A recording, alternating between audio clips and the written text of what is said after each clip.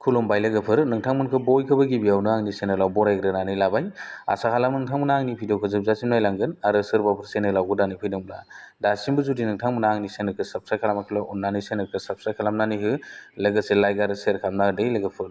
दिनै आं नोंथांमोननो मोनसे गभर्नमेन्टनि लन, इन्डिया गभर्नमेन्टनि प्राइम मिनिस्टारनि मोनसे लननि सोमोन्दैसो आपडेट लानानै फैदों लोगोफोर।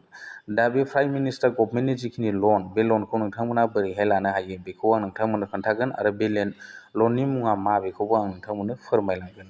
गिबियावनो नोंथांमोना गाव गावनि क्रोम ब्राउजारखौ अपेन खालामनानै ला आरो बे लननि मुङानो जादों, नोंथांमोना नैबेखौ सार्च खालामनानै होबानो जाबाय दे लोगोफोर। बेवहाय बेसेबांजन मानसिया लन लानानै गावनि केपासिटि बायदियै बेवहाय मानि गभर्नमेन्टनो आथा फैसा हरनानै आथा फैसायै बिथांमोना साबसिडि सिस्टेम मोननानै गभर्नमेन्टनि लनखौ लानानै बे लनखौ लानानै गोबां थांनानै दङ आरोना लोगोफोर। बेखौ आं नोंथांमोननो फारि फारि दिन्थिलांगोन। बेवहाय बे लननि मुङानो जादों, नोंथांमोना क्रोम ब्राउजारखौ अपेन खालामदो, बेवहाय नोंथांमोना सार्च खालामना हो VM साबनिधि। माने नैबेवहाय नोंथांमोना VM साबनिधि बे लनखौ नोंथांमोना सार्च खालामनानै लाबानो जाबाय आरोना लोगोफोर। आं बेवहाय बेखौ नोंथांमोननो दिन्थिबाय, डाइरेक्ट क्रोम ब्राउजाराव थांनानै नोंथांमोना नैबेखौ नायनानै लाबानो जाबाय। बेवहाय जि दङ बेबायदिनो नोंथांमोना टेक्सटखौ मानि फिलआप खालामना लाबानो जाबाय आरो। आं बे फार्स्टनि अपसनावनो थुबाय। जेब्ला साबनिधि बेवहाय थुनाय लोगो लोगोनो नोंथांमोना नै फार्स्ट अपसन नुजागोन ना, बे फार्स्ट अपसनाव थुबानो जाबाय आरो लोगोफोर। आं बेवहाय थुनोसै। दानिया फार्स्ट अपसनाव थुनाय लोगो लोगोनो दसे समाय लडिं लाबाय लोगोफोरनि। दानिया बेनि जि PM साबनिधि बे जिखिनि लन, बे लननि जि अफिसियेल वेबसाइट, बेयो प्रधान मन्त्रिनि दे लोगोफोर, प्राइम मिनिस्टारनि, बेयो अफिसियेल वेबसाइटआ अपेन जाबाय।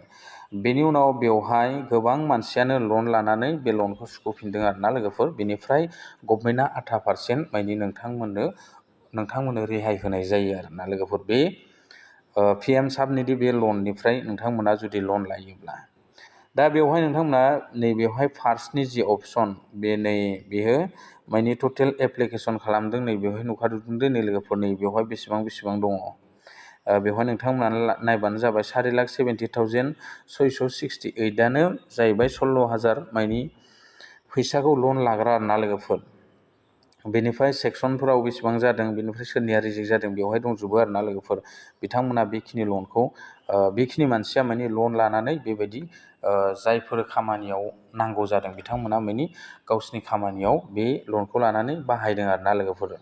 दा लोगोफोर नोंथांमोना मिथिबाय। दा बे लनखौ नोंथांमोना बोरैहाय एप्लाइ खालामनो आरो बेवहाय बेसेबां फैसानिफ्राय नोंथांमोना लन लानो हायो दे लोगोफोर। बेसेबांनिफ्राय बेसेबांसिम बेखौ आं नोंथांमोननो दिन्थिनो। नोंथांमोना नैबेवहाय नुदोंना एप्लाइ फर लन, बेबायदि नुदोंना अपसन, नोंथांमोना बेवहाय खनसे क्लिक खालामना हो आरोना लोगोफोर। आं बेवहाय क्लिक खालामनि। अब्लाना नोंथांमोना नुगोन फार्स्टआव नोंथांमोना लनखौ लानो हागोन 16,000निफ्राय, मानि 16K बेबायदि लिरनाय दंना लोगोफोर। नोंथांमोना नायबानो जाबाय। बेनि उनाव नोंथांमोना मा एप्लाइ खालामनो हागोन 26K, बेनिफ्राय 60K बेबायदि नोंथांमोना मानि 16,000 आरो 26,000 आरो 60,000 बेसिम नोंथांमोना लन लानो हागोन आरोना लोगोफोर। बेनिफ्राय नोंथांमोना दानिया लन लानो, आङो मेक्सिमाम आं नोंथांमोननो दिन्थिनोसै 16,000 लनखौ नोंथांमोना बेवहाय बोरैहाय लन लायो आं बेखौ नोंथांमोननो फोरमायनि आरोना लोगोफोर। गिबियावनो PM साबनिधियाव माबोरैहाय नोंथांमोनहा बे 16,000 लनखौ लायो बेखौ आं नोंथांमोननो दिन्थिनि आरोना लोगोफोर। दा गिबियावनो आङो नैबेवहाय एप्लाइ फर दा 16K बेवहाय क्लिक खालामनोसै। नैयाव ना लोगोफोर, नोंथांमोना नायनानै लाबानो जाबाय आरो। बेवहाय आङो फिलआप खालामबाय, मानि क्लिक खालामबाय, क्लिक खालामखांनायनि उनाव नोंथांमोना नैबेवहाय नोंथांनि मबाइल नाम्बारखौ होदो आरो। दानिया आं बेवहाय आंनि मबाइल नाम्बारखौ बेवहाय होनानै लानोसै। बेनिफ्राय नोंथांमोना नैबेवहाय केपचार क'ड दंना, बे केपचार क'डआव नोंथांमोना नैबे गोजौआव थानाय बक्स दंना, बे बक्सखौ नोंथांमोना फिलआप खालामबानो जाबाय आरोना लोगोफोर। आङो दानिया आंनि मबाइल नाम्बारखौ होनानै बेवहाय केपचार क'डखौ होनानै नैबेवहाय रिकुवेस्ट OTPआव होनानै नोंथांमोननो फिलआप खालामना दिन्थिनोसै आरोना लोगोफोर। दानिया नै लोगोफोर, जेब्ला नोंथांमोना OTPखौ बेवहाय साबमिट होयो दा, बेनि उनाव नोंथांमोना OTPखौ सेन्ड खालामखांनायाव OTPखौ जेब्ला साबमिट होयो, बेनि उनाव नोंथांमोनाव बेफोरबायदि अपसन ओंखारसिगोन आरोना लोगोफोर। बे गोमालांबाय दै। बेफोरबायदि अपसन ओंखारसिगोन। बेनिफ्राय नोंथांमोना नै बेवहाय नायबानो जाबाय। बेवहाय बोरैहाय बेनि जि लन प्रसेस बेखौ नोंथांमोना कमप्लिट खालामनो हायो। बेवहाय नोंथांमोना नुबाय नैबेवहाय नोंथांमोननि लननि एप्लिकेसन फर्म, बेनिफ्राय आपल'ड डकुमेन्टस, बेनिफ्राय साबमिट एप्लिकेसन, नोंथांमोना बेखिनिखौ खामानिखौ मावनानै लानांगोन आरोना लोगोफोर। बेनिफ्राय नोंथांमोना मा खालामदो, नैबेवहाय नोंथांनि केटेगरि इलिजिबिलिटिखौ नोंथाङा नैबेवहाय सेलेक्ट खालामनानै लाबानो जाबाय दे लोगोफोर। नोंथांमोना नैबेखौ नायबानो जाबाय। बेवहाय जेरै नोंथांमोना मा केटेगरिनि सायाव दङ बेखौ नैबेवहाय लिरबानो जाबाय। नोंथांमोना बेवहाय मा मा दङ नोंथांमोना बेखिनिखौ सेलेक्ट खालामना लाबानो जाबाय आरोना लोगोफोर। आं नोंथांमोननो दिन्थिनो थाखाय जायखिया मोनसे सेलेक्ट खालामनानै लाबाय। बेनिफ्राय नोंथांमोना नेक्स्टआव खालामदो। सरि नै आंना नाङाखिसै दे। बेनिफ्राय नेक्स्टआव खालामबाय। दानिया मा जाबाय नेक्स्टआव थांबाय। बेयो फुल एप्लिकेसन फर्म बेखौ नोंथांमोना दानिया फिलआप खालामनांसिगोन आरोना। फिलआप एप्लिकेसन फर्म बेखौ नोंथांमोना फिलआप खालामनांसिगोन आरोना लोगोफोर। दानिया बेवहाय नोंथांनिया केटेगरिया जिखौ सेलेक्ट खालामदों बे अपसना नुजाबाय। बेनिफ्राय मबाइल नाम्बार, बेनिफ्राय नोंथांमोना नैबेवहाय आधार कार्डखौ होनानै लानांसिगोन आरोना। नोंथांनि आधार कार्ड नाम्बारखौ बेवहाय होनानै लानांसिगोन। बेनि उनाव नोंथांमोना आधार कार्डखौ फिलआप खालामखांनायनि उनाव नैबेवहाय गाहायाव केपचार कड दंना, बे केपचार क'डखौ नोंथांमोना फिलआप खालामनानै लाबानो जाबाय ना लोगोफोर। बेवहाय जेरै दं एरैनो नैबे केपचार क'डआ जेरै दं एरैनो नोंथांमोना नै बक्सआव कमप्लिट खालामनानै लाबानो जाबाय आरो। बेनिफ्राय नोंथांमोना नैबेयाव मोननै अपसन नुदोंना, भेरिफाइड उइथ बाय'मेट्रिक। बेवहाय नोंथांमोना बाय'मेट्रिकजोंबो नोंथांनि जि अटिपि बेखौ माने कमप्लिट खालामनो हागोन आरो नोंथांमोना डाइरेक्ट भेरिफाइड उइथ अटिपिजोंबो नोंथांमोना मबाइल नाम्बारावबो आखाइ होनानैबो बानायनो हागोन आरो नोंथांमोना मबाइल नाम्बाराव एसएमएसनि गेजेरजोंबो बिनि अटिपिखौ कमप्लिट खालामनानै लानो हागोन आरोना लोगोफोर। बेनि उनाव नोंथांमोनहा नैबेयावहाय डकुमेन्ट्सआव थांनांगोन आरोना लोगोफोर। बेनि उनाव जेब्ला नैबेयाव फिलआप एप्लिकेसन फर्मा कमप्लिट जाखांनायनि उनाव नोंथांमोना नैबेयाव आपल'ड डकुमेन्ट्स, बे डकुमेन्ट्सआव नोंथांमोना मा डकुमेन्ट्स होनांगोन नैबेयावहाय नोंथांमोननो दिन्थिगोन आरो। बेनिफ्राय लास्टआव नोंथांमोना मा ओंखारहैगोन, लास्टआव नोंथांमोना साबमिटेड माने एप्लिकेसन, नोंथांनिया लास्टआव जेब्ला डकुमेन्ट्सआ आपल'ड जायो बेनि उनाव साबमिटेड एप्लिकेसनाव नोंथांमोना थुनानै होनो नांगोन आरोना लोगोफोर। दा नोंथांमोना मिथिनो मोनबाय बेवहाय बोरैहाय लन लायो। आं गासिबो प्रसेसखौ नोंथांमोननो दिन्थिजोबनो हायासै भिडिअ'आ गोलाव जानायनि थाखाय।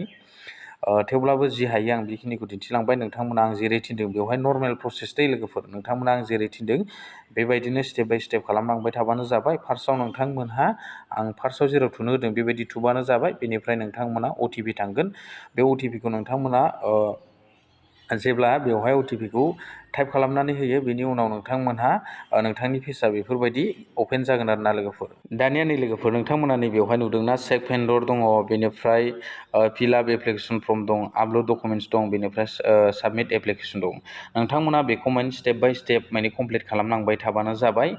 बेनि उनाव नोंथांमोना आं बेवहाय दिन्थिबाय फिलआप एप्लिकेसन फर्माव मोनफैबाय आरोना लोगोफोर। बेवहाय मा होनांगौ नोंथांमोननो आं फोरमायखाबाय। बेवहाय जेबो इसेबां होनांगौ अपसन गैया। नोंथांमोना माथ्र बे फिलआप एप्लिकेसन फर्मखौ नोंथांमोना नैबेवहाय दिन्थिखादों आङो। मबाइल नाम्बाराथ' अट'मेटिक श' जाखायो। बेनिफ्राय आधार कार्ड नाम्बार होनानै नैबेवहाय केपचार क'डखौ होबानो जाबाय। बेनिफ्राय नोंथांमोना एसएमएसनि गेजेरजोंबो अटिपिखौ लानो हायो आरो नोंथांमोना फिंगारप्रिन्टनि गेजेरजोंबो माने बे अटिपिखौ लानो हायो आरो बाय'मेट्रिकनि गेजेरजोंबो। बेखिनिखौ आं नोंथांमोननो फोरमायखाबाय। बेनिफ्राय नोंथांमोनहा नैबेवहाय नुदोंना,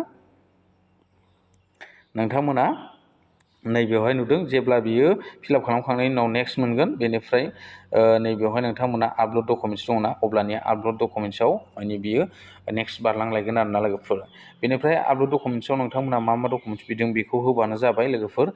बेनि उनाव नोंथांमोना लास्टआव नैबेयाव साबमिटेड एप्लिकेसन दङ, बेवहाय नोंथांमोना लास्टआव साबमिट खालामनानै लाहैबानो जाबाय आरोना लोगोफोर।